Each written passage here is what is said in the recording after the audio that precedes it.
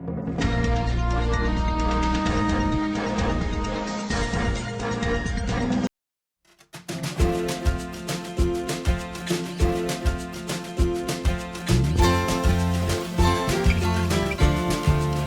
Noah dan Bunga Citra Lestari alias BCL kini sedang dijodoh-jodohkan. Kedekatan keduanya disorot lewat proyek lagu terbaru mereka bertajuk Mencari Cinta.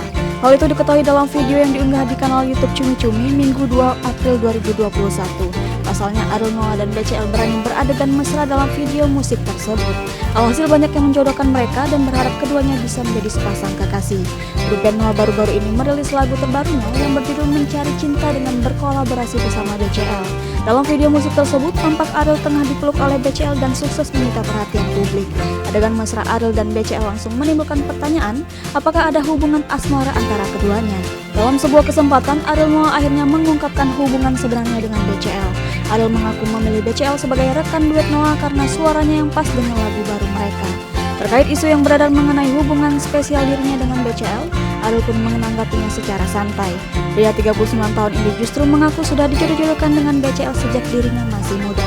Ariel merasa hubungannya dengan BCL hanya sebatas teman dan rekan kerja saja.